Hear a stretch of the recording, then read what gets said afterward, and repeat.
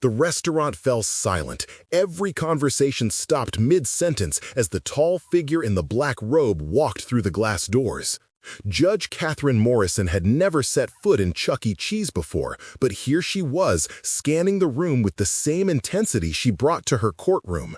The birthday party guests, mostly well-dressed parents from the private school, stared in confusion as she approached the corner table where a man in a wrinkled work shirt sat alone, watching his 8-year-old son blow out candles surrounded by children who weren't allowed to acknowledge his presence. David Chen had been sitting there for 20 minutes, nursing a lukewarm coffee and pretending his heart wasn't breaking. His ex-wife Sandra had made it clear. He could attend Tommy's birthday party, but he wasn't welcome at the main table. He wasn't welcome in the photos. He was simply there as a legal obligation, nothing more.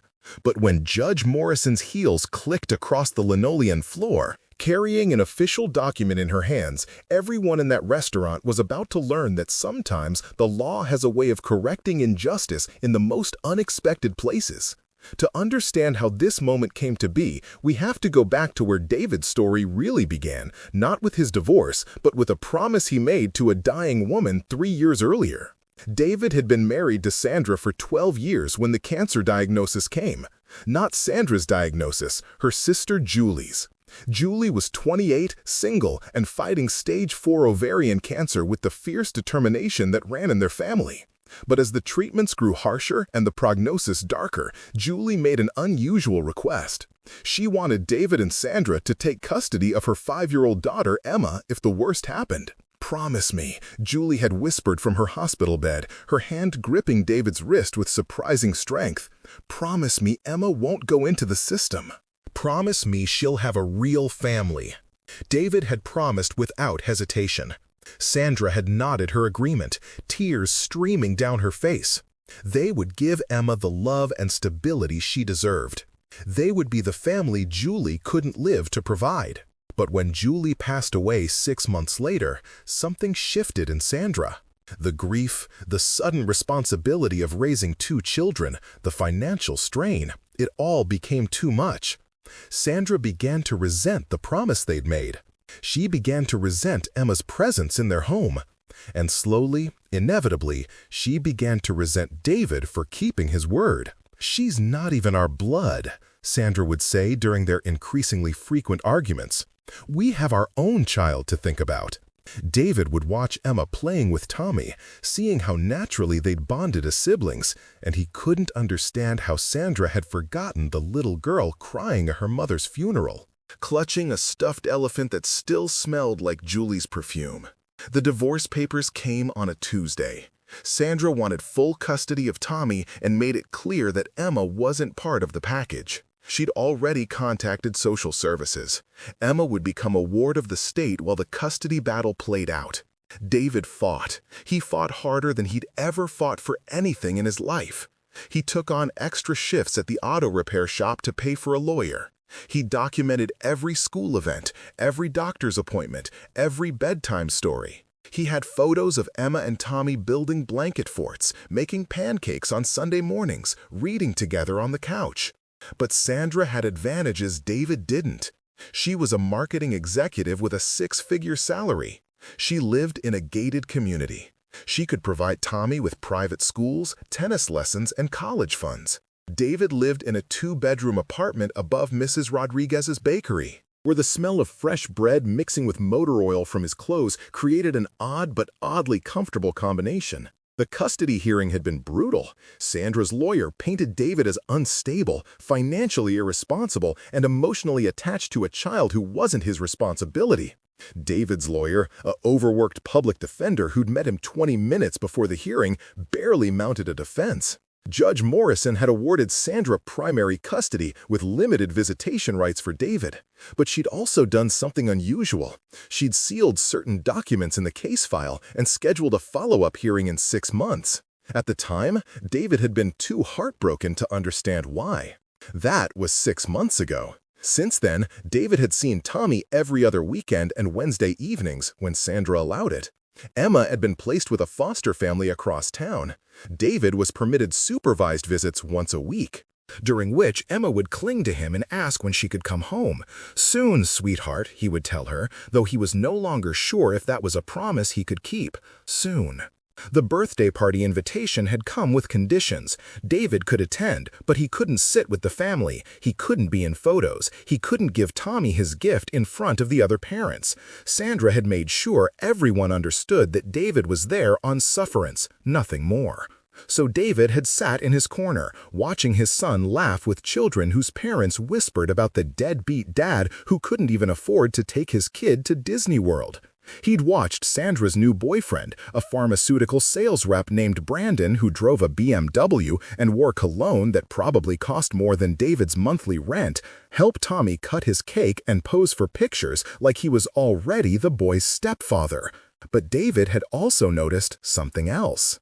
Judge Morrison had entered the restaurant exactly at 3 p.m., just as she'd said she would, and she was carrying the same sealed envelope she'd held during that follow-up hearing earlier that morning, the hearing Sandra and her lawyer had somehow failed to attend.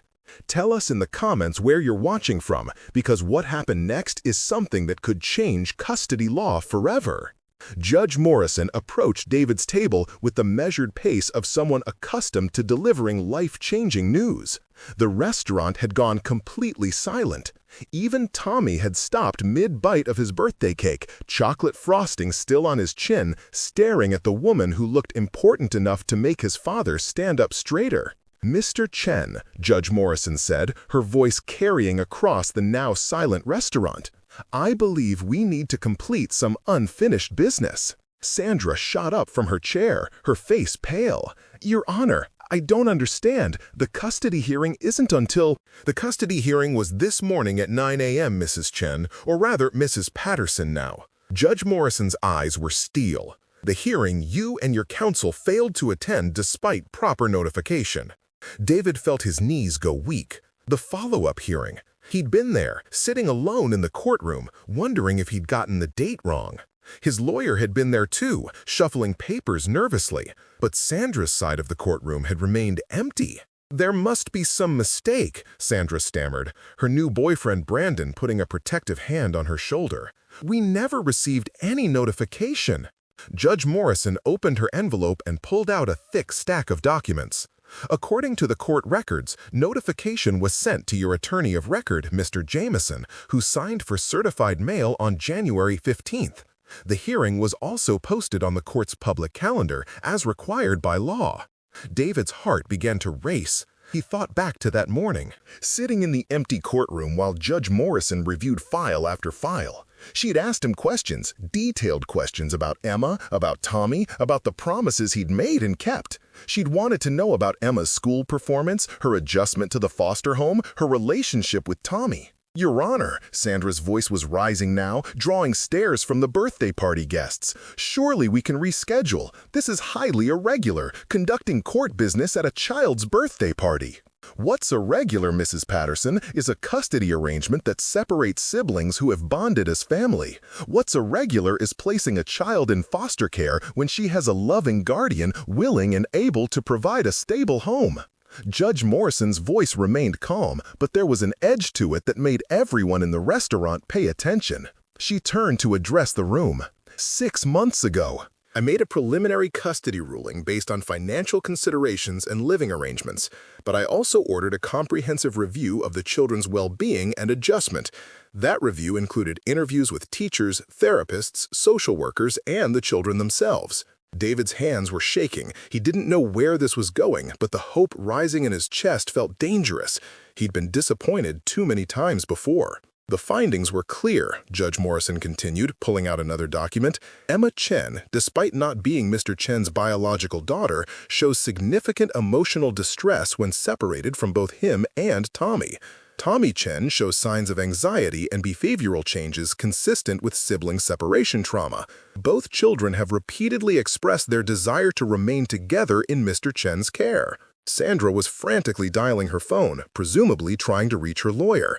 Brandon had gone from protective to nervous. "Furthermore, Judge Morrison said, her voice growing stronger, "My investigation revealed that Mrs. Patterson has made statements to school officials and social services indicating her unwillingness to maintain any relationship between Tommy and Emma, despite their established sibling bond." The judge pulled out a recording device. "Mrs. Patterson, do you recall a conversation with Emma's caseworker on March 3rd of this year?" Sandra's face went white. I don't remember." Judge Morrison pressed play. Sandra's voice filled the restaurant, tinny but clear. "That girl is not my responsibility. She's not Tommy's real sister. The sooner everyone understands that, the better. I don't want her around my son anymore. She's damaged goods from a damaged family." The silence that followed was deafening. Tommy, who had been listening with growing confusion, looked up at his mother with tears in his eyes. "Mama, you said Emma was in Disney World. You said that's why she couldn't come to my party." David felt something break open in his chest. All those months of supervised visits, of Emma asking why she couldn't come home, of Tommy asking where his sister had gone. All those lies. Judge Morrison put the recording device away. "Mr. Chen, based on the comprehensive review ordered by this court and in light of Mrs. Patterson's default at this morning's hearing, I'm prepared to issue a modified custody order." She handed David the first document. "You are hereby granted full legal and physical custody of Emma Chen, with Mrs. Patterson's parental rights regarding Emma terminated due to abandonment and failure to provide appropriate care." David's vision blurred. He couldn't speak. "Furthermore," Judge Morrison continued, "based on evidence of parental alienation and emotional abuse, you are granted primary custody of Tommy Chen, with supervised visitation rights for Mrs. Patterson pending completion of court-ordered counseling." The restaurant erupted. Sandra was screaming at her phone, trying to reach her lawyer. Several parents were pulling out their own phones to record the scene. Brandon was backing away, clearly wanting no part of whatever legal nightmare he'd stumbled into. But David only had eyes for Tommy, who had jumped up from his chair and was running toward him, chocolate cake forgotten, tears streaming down his 8-year-old face. "Daddy, does this mean Emma can come home? Does this mean we can be a family again?" David caught his son in his arms, holding him tight against his chest. "Yes, buddy. Yes, it does." Judge Morrison wasn't finished. "Mr. Chen, there's one more thing. The court has also reviewed your financial situation and determined that Mrs. Patterson owes significant back child support for Emma's care during the period of separation. Additionally, she'll be responsible for Emma's therapeutic expenses and the cost of reunification counseling for both children." She handed him another document. "This is an order releasing Emma from foster care immediately. Her caseworker is waiting outside to bring her to you." David looked up through his tears to see a familiar figure at the restaurant entrance. Mrs. Williams, Emma's caseworker, was holding the hand of a small girl with pigtails and a yellow sundress. Emma saw him and broke free, running across the restaurant faster than he'd ever seen her move. "Daddy David! Tommy!" She launched herself into their embrace, and for the first time in 6 months, David felt complete. The birthday party guests watched in amazement as the three of them held each other, crying and laughing and talking all at once. Some were filming, others were wiping away their own tears. A few were still staring at Sandra, who was now shouting into her phone about appeals and emergency injunctions. Judge Morrison gathered her papers. "Mr. Chen, the court recognizes that you've honored every commitment you've made, despite considerable personal cost. You promised a dying woman that her daughter would have a family. You kept that promise even when it cost you your marriage. You fought for both children, even when the system seemed stacked against you." She paused, looking at the three of them still wrapped in their group hug. "The court also recognizes that family isn't just about biology. It's about love, commitment, and the willingness to fight for each other. By that definition, you three have been a family all along." Share in the comments if you've ever experienced something similar, because what happened next changed everything. As Judge Morrison prepared to leave, Tommy tugged on her robe. "Your Honor, thank you for bringing my sister home, but why did you come here? Why didn't you just call my daddy?" Judge Morrison knelt down to Tommy's eye level. slightly raspy courtroom demeanor softening. Because, young man, sometimes justice needs witnesses. Sometimes people need to see that doing the right thing matters, even when it's hard, even when it costs you everything. She looked around the restaurant at the other parents, many of whom had been whispering about David just minutes before. And sometimes those witnesses need to remember that they're watching someone's life change forever. David stood up slowly, still holding Emma's hand. Tommy pressed against his side. "Your Honor, I don't know how to thank you." "Keep your promises, Mr. Chen. Keep being the father both these children deserve. That's thanks enough." As Judge Morrison left the restaurant, the atmosphere shifted completely. Several parents approached David to introduce themselves properly, some offering playdates and phone numbers.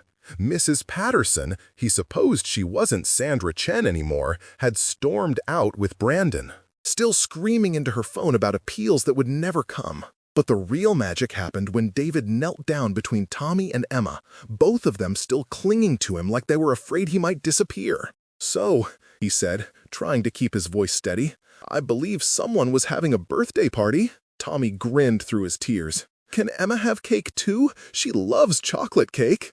"I love chocolate cake," Emma squealed, bouncing on her toes. "And I love birthday parties, and I love being home." David looked around the restaurant, at the Chuck E. Cheese decorations, the sticky floors, the mechanical mouse singing off-key in the corner. 6 months ago, he would have been embarrassed to host Tommy's party here instead of somewhere fancy. Now it felt like the most beautiful place in the world. "You know what?" he said, pulling both children closer. "I think this is the best birthday party ever." As they walked back to the table to share what was left of the chocolate cake, Emma chattering about her foster family and how she'd missed Tommy's laugh, David caught sight of his reflection in the restaurant window. He looked different somehow. Not like the broken man who'd sat alone in the corner 20 minutes ago, but like someone who just remembered who he really was. He was a man who kept his promises, a father who fought for his children, a guardian who understood that sometimes the most important battles are fought in the most unexpected places. The other parents watched as David cut fresh pieces of cake for Emma, as Tommy showed her the presents he'd gotten, as the three of them laughed at something Emma whispered that made Tommy nearly snort chocolate milk through his nose. What they were seeing wasn't just a family reunion. It was a reminder that love isn't about perfect circumstances or bank account balances or gated community addresses. Love is about showing up. Love is about keeping promises, even when they cost everything. Love is about fighting for each other, especially when the system says you can't win. Would you have done the same in his place? Let us know in the comments, because David's story doesn't end here. 3 months later, David got a call from Mrs. Rodriguez, his landlady who owned the bakery downstairs. She was getting older, she said, and needed someone to help manage the business. Someone trustworthy, someone good with kids, someone who understood that the most important ingredients in any recipe are love and patience. The apartment came with the job, along with a small salary and a percentage of profits. More importantly, it came with something David had never expected to have again: stability. Emma and Tommy could walk downstairs after school to do homework at the bakery tables. They could help with simple tasks, learning the value of hard work and the satisfaction of creating something beautiful with your own hands. Emma turned out to have her mother's talent for decorating cakes. Tommy discovered he had a gift for customer service, charming the regular customers with his bright smile and endless chatter about his sister's artistic abilities.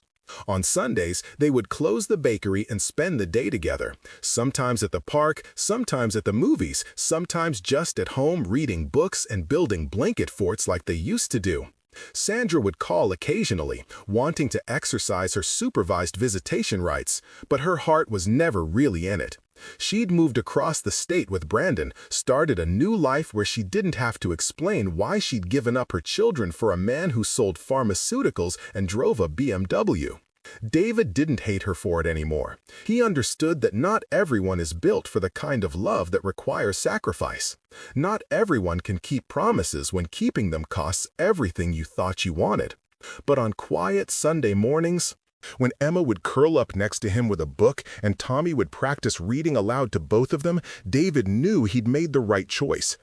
Choice, every sacrifice, every moment of doubt and fear and financial struggle had led to this, to chocolate-stained fingers and bedtime stories and 2 children who called him Daddy because he'd earned the title in every way that mattered. Judge Morrison had been right that day in Chuck E. Cheese. Family isn't about biology. It's about love, commitment, and the willingness to fight for each other. It's about keeping promises to dying sisters and believing that sometimes the right thing is also the hardest thing. It's about understanding that the most important courtroom isn't always the one with the marble columns and the American flag. Sometimes it's a kid's restaurant with sticky floors and mechanical mice, where justice arrives in the form of a judge who believes that every child deserves someone willing to fight for them. And sometimes, if you're very lucky and very determined and very willing to keep your promises no matter what they cost, justice wins. David kept the court documents framed in the bakery office, not as trophies, but as reminders. Reminders that doing the right thing isn't always easy, but it's always worth it. Reminders that love isn't about perfect circumstances or unlimited resources or approval from people who've never had to choose between their comfort and someone else's well-being. Love is about showing up, even when showing up is hard. Love is about keeping promises, especially when keeping them costs everything. Love is about believing that family is something you build with your choices, not something you inherit with your DNA. And sometimes, love is about sitting in a corner at Chuck E. Cheese, watching your children blow out birthday candles, and knowing that every sacrifice that brought you to that moment was worth it. Because in the end, the only approval that matters is the kind that comes from 2 children who trust you to keep your promises no matter how impossible they might seem. The kind that comes from being someone's hero, not because you're perfect, but because when it mattered most, you chose love over comfort, promises over convenience, and family over everything else the world said was more important.